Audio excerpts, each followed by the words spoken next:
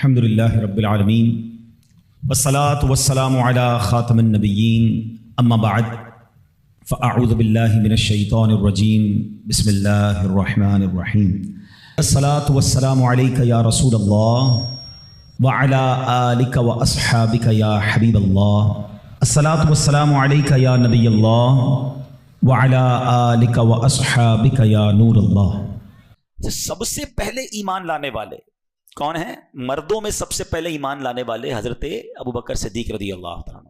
عورتوں میں سب سے پہلے ایمان لانے والی کون ہیں؟ بی بی خدیجۃ الکبریٰ رضی اللہ تعالیٰ عنہ۔ بچوں میں سب سے پہلے ایمان لانے والے کون ہیں؟ مولا علی شیر خدا کرم اللہ تعالیٰ وجہ الکریم۔ اچھا یہ باتیں تو ہمیں پتہ ہونی چاہیے، مگر میں ایک بڑی گہری بات کہنے چاہتا ہوں۔ یہ تینوں کون تھے؟ اگر غور کریں نا، پہلے ایمان لانے والا سب سے قریبی دوست، پہلے ایمان لانے والی آپ کی زوجہ محترمہ، پہلے ایمان لانے والا بچہ کون جو آپ کے گھر میں بڑا ہو رہا ہے؟ نبی پاک کے سب سے قریبی لوگ ہیں۔ آپ پوائنٹ سمجھ رہے ہیں؟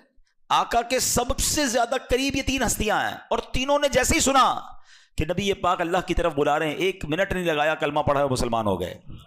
اس سے پتہ کیا چلا کہ پیارے آقا علیہ الصلوۃ والسلام کے جو جتنا قریب ہوتا گیا وہ اتنا دیوانہ ہوتا گیا، وہ اتنا محبت کرنے والا ہوتا گیا۔ اب مجھے اور آپ کو ایک بات سمجھنی ہے کہ جب کوئی ہمارے قریب ہوتا ہے، دور سے تو مجھے بڑے اچھے لگتے ہیں، ارے ماشاءاللہ بڑے نیک انسان ہیں، بڑا مسکراتے ہیں، بڑی پیاری باتیں، قریب آنے کے بعد اب ہمارے بارے میں ان کا خیال کیا بنتا ہے، یہ سوچنا ہے، یہ سمجھنا ہے۔ بعض اوقات ہم باہر جاتے تو باہر کے لوگ کہتے ہیں دعا کیجیے گا، حضرت ذرا دم کر دیں، کبھی گھر والوں نے کہا دعا کر دیں، گھر والوں نے کہا دم کر دیں۔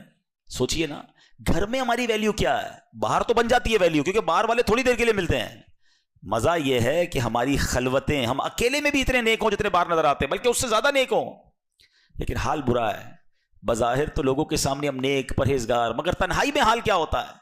تو اے میرے پیارے اسلامی بھائیوں، نبی پاک کا یہ وصف بتا رہا ہے کہ ہمارے بڑے ایسے ہوتے تھے، بزرگ ایسے ہوتے تھے، اور آج بھی ہیں، اللہ والے ایسے ہی ہوتے ہیں کہ ان سے جتنا قریب جاؤ بندہ اتنی محبت میں گرفتار ہو جاتا ہے، اتنی عقیدت میں اضافہ ہو جاتا ہے، ان کی اور عبادتیں پتہ چلتی ہیں۔ ہمارے قریب آتے ہیں بندے کو ہمارے کرتوت پتہ چلتے ہیں، تو یہ غور کرنے والی بات ہے۔ اللہ کرے کہ ہماری خلوتیں اور ہماری جلوتیں سب پاکیزہ ہو جائیں۔ اب ہم چلتے ہیں کہ ہم یہ سمجھیں کہ ظاہر، ہمارا جو ظاہر ہوتا ہے نا، اس پر ہم بڑی توجہ دیتے ہیں۔ روز منہ دھوئیں گے، دانت صاف کریں گے، کپڑے پہنیں گے، خوشبو لگائیں گے، کپڑے پہ داغ لگ جائے تو کسی محفل میں نہیں جائیں گے، دعوت میں نہیں جائیں گے، یار لوگ دیکھیں گے۔ ذرا غور طلب بات سمجھیے گا، ظاہر کو کون دیکھتا ہے؟ لوگ دیکھتے ہیں۔ جس کو لوگ دیکھتے ہیں میں اس کی صفائی کی بڑی کوشش کرتا ہوں۔ آپ کو پتہ ہے رب کی نگاہ رحمت کہاں ہوتی ہے؟ دل پر۔ دل کی صفائی کا کوئی خیال نہیں ہے۔ اللہ دل دیکھ رہا ہے، دل چاہے کتنا ہی گندا، کتنا ہی میلا، کتنا ہی بدبودار ہے، اس کی کوئی ٹینشن نہیں، ظاہر صاف کرنا ہے۔ آپ دیکھیں نبی پاک کی دعاؤں میں بھی ایک میسج ہوتا ہے۔ وہ میسج کیا ہے؟ ہم آئینہ دیکھنے کی دعا یاد ہے کسی کو؟ اللہم حسنت خلقی، اللہ تو نے میرا چہرہ اچھا بنا دیا، تیری مہربانی، فحسن خلقی، اللہ اخلاق بھی اچھا کر دے۔ مزہ اس میں، چہرہ اچھا ہونا واقعی نعمت ہے، مگر اس سے بڑی نعمت یہ کہ بندے کا دل بھی اچھا ہو جائے، بندہ اللہ کی بارگاہ میں بھی مقبول ہو جائے۔ تو ہمیں یہ سوچنا ہے کہ ہم باطن کی صفائی، اندر ہمارا صاف ہو، دل اجیالہ ہو، گناہوں بھرا نہ ہو، اس کی فکر کرنی چاہیے۔ احادیث میں مضمون ملتا ہے کہ اللہ کریم تمہارے مالوں اور تمہارے چہروں پر نظر نہیں فرماتا، اللہ تمہارے دلوں پر نظر فرماتا ہے۔ قلوبکم، اللہ تمہارے دلوں پر نظر فرماتا ہے۔ اللہ کرے کہ ہم اپنے دلوں کو صاف کرنے والے بن جائیں۔ صدیق اکبر رضی اللہ عنہ کے بارے میں مزید آتا ہے کہ آپ کے ایمان کا عالم کیا تھا کہ سورہ آل عمران آیت نمبر 79 میں اللہ پاک ارشاد فرماتا ہے کونوا ربانیین، یعنی اللہ والے ہو جاؤ۔ حضرت ابو عباس عطا رحمۃ اللہ تعالی کی خدمت میں سوال ہوا، اس آیت کریمہ میں اللہ پاک نے ہمیں کس جیسا ہونے کا حکم دیا ہے؟ کیونکہ اللہ نے تو یہ فرمایا کہ اللہ والے ہو جاؤ۔ آئے ہائے، حضرت ابو عباس عطا فرماتے ہیں کہ ہمیں اس آیت میں حکم دیا جا رہا ہے کہ صدیق اکبر جیسے ہو جاؤ۔ اچھا، اس کی وجہ بیان فرمائی، کیونکہ جیسے ربانی یعنی اللہ والے صدیق اکبر ہیں، انبیاء کرام کے بعد کائنات میں ایسا اللہ والا کوئی ہے ہی نہیں۔ آئے ہائے ہائے، حضرت صدیق اکبر ایسے اللہ والے ہیں، آپ کا اللہ پاک پر، توحید پر ایسا کامل ایمان ہے کہ زمانے کا کوئی حادثہ، یہاں تک کہ پوری زمین ادھر سے ادھر ہو جائے پھر بھی آپ کے دل پر اس کا کوئی اثر یعنی ایفیکٹ نہیں ہوتا۔ آپ کے دل میں ایمان پوری آن بان اور شان کے ساتھ قائم رہتا ہے۔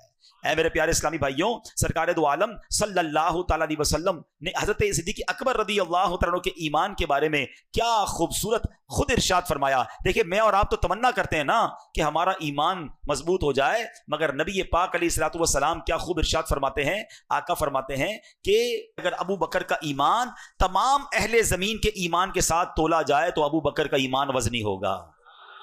ہائے ہائے ہائے۔ اچھا پھر نبی پاک علیہ الصلوۃ والسلام نے اس کو یہ ایسا ہی نہیں کہا۔ دیکھیں ایک بات ہوتی ہے مشاہدے کی، ایک بات ہوتی ہے تجربے کی۔ ایک بندہ کہے شاید بہت میٹھا ہے کیونکہ اس نے کتابوں میں پڑھا ہے، یہ تو پڑھ کے بتا رہا ہے، اور ایک ہے جو چکھ کے بتا رہا ہے کہ میں نے کھایا ہے شاید بہت میٹھا ہے۔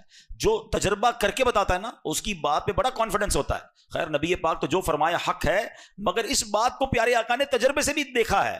نبی پاک کی ایک اور حدیث ہے، آقا علیہ الصلوۃ والسلام فرماتے ہیں میں نے دیکھا کہ میں جنت میں داخل ہوا تو ایک ترازو لایا گیا، میری پوری امت کو ایک پلڑے میں رکھا گیا اور مجھے دوسرے پلڑے میں رکھا گیا، تو آقا نے فرمایا میرا وزن میری پوری امت سے زیادہ تھا۔ پھر فرماتے ہیں ایک پلڑے میں میری پوری امت کو رکھا گیا، دوسرے میں صدیق اکبر کو بٹھایا گیا تو صدیق اکبر کا وزن پوری امت سے زیادہ تھا۔ ہائے ہائے ہائے، ایسے ہیں صدیق اکبر، ایسے پیار نہیں کرتے ان سے ہم۔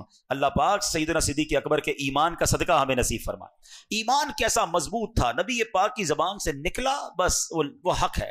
واقعہ آپ نے سنا ہوگا نا کہ صدیق اکبر رضی اللہ تعالیٰ عنہ جو ہیں یہ شب معراج 27ویں رجب نبی پاک معراج کر کے واپس تشریف لائے۔ جب آقا واپس تشریف لائے تو نبی پاک نے مکے والوں کو جمع کیا اور بتایا کہ میں رات کے تھوڑے حصے میں مسجد اقصیٰ بھی ہو کر آیا، آسمان کی سیر بھی کرایا۔ تو باقی جو ایمان والے تھے وہ تو بڑے خوش ہوئے، ابو جہل وہ بھی سننے لگا۔ اب اس کو موقع مل گیا کہ یہ تو ایسی بات ہے کسی کو سمجھ نہیں آئے گی۔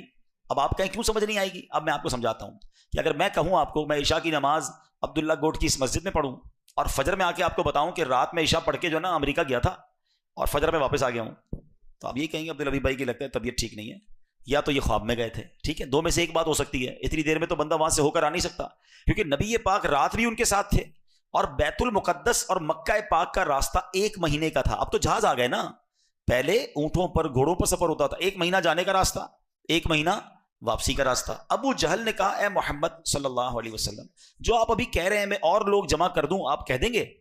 نبی پاک نے فرمایا بالکل بتاؤں گا، بالکل کہہ دوں گا۔ ابو جہل نے کیا کیا؟ اور لوگوں کو جمع کیا، کہا دیکھو جس کو تم اللہ کا نبی مانتے ہو، جو اللہ کا نبی ہونے کا دعویٰ کرتا ہے، وہ کیا باتیں کر رہے ہیں۔ نبی پاک نے فرمایا کہ میں رات تھوڑے حصے میں بیت المقدس ہو کر آ گیا۔ لوگ ہنسنے لگے، معاذ اللہ مذاق اڑانے لگے۔ اب ابو جہل کو یاد آیا کہ یہ تو موقع ہے ابو بکر کو اپنے ایمان سے ہلانے کا ہے۔ سیدنا ابو بکر رضی اللہ عنہ جب سے ایمان لائے تھے نا، مسلمانوں کو تو بڑی تقویت مل گئی تھی، طاقت مل گئی تھی۔ یہ کفار بڑے پریشان تھے کیونکہ آپ بڑے تاجر تھے، بڑا نام تھا، آپ کا روب تھا۔ تو یہ پہنچ گئے، ابو جہل پیارے آقا علیہ الصلوۃ والسلام کے سب سے قریبی ساتھی حضرت ابو بکر صدیق کے گھر پہ چلا گیا ابو جہل، اور دروازہ کھٹکھٹایا۔ سیدنا ابو بکر صدیق باہر آئے، کہا اے ابو بکر جس نبی سے محبت کرتے ہو تمہارے دوست پتہ ہے کیا کہتے ہیں؟ کہا کیا کہتے ہیں؟ کہا وہ کہتے ہیں کہ رات کے تھوڑے حصے میں بیت المقدس سے ہو کر آ گیا ہوں۔ تو حضرت ابو بکر صدیق فرماتے ہیں کیا واقعی میرے آقا ایسا کہتے ہیں؟ اچھا جب ہو سکتا ہے یہ صدیق اکبر نے سوال کیا ہو تو ابو جہل اور اس کے دوستوں نے سمجھاؤ کہ لگتا ہے کچھ کنفیوژن آ رہی ہے، کہا ہاں بالکل ایسا ہی کہتے ہیں۔ آئے ہائے، صدیق اکبر نے کچھ اور نہ کہا اگر میرے آقا کہتے ہیں تو سچ کہتے ہیں، میرے آقا کہتے ہیں تو سچ کہتے ہیں۔ کہا یہ تم کیسے مان سکتے ہو؟ کیا شاندار جواب دیا صدیق اکبر نے۔ آپ فرماتے ہیں میں تو اس سے بڑی خبروں کو مانتا ہوں۔ وہ بتاتے ہیں میرے پاس جبرائیل آتے ہیں، آسمان سے فرشتہ آتا ہے، وہ اللہ کی وحی لے کر آتا ہے، میں تو دیکھتا نہیں، میں وہ بھی مانتا ہوں۔ ارے وہ فرماتے جنت ہے، دوزخ ہے، قیامت آنے والی ہے، اللہ ایک ہے، وحدہ لا شریک ہے، میں نے رب کو نہیں دیکھا۔ میرے آقا فرماتے ہیں میں نے رب کو مانا۔ وہ کہتے ہیں جبرائیل آتے ہیں، میں نے جبرائیل کو مانا۔ وہ کہتے ہیں قرآن اترتا ہے، میں نے قرآن کو مانا۔ ارے جب آسمانی باتیں مانتا ہوں تو یہ تو ویسی زمینی بات ہے، میرے آقا نے فرمایا تو حق فرمایا۔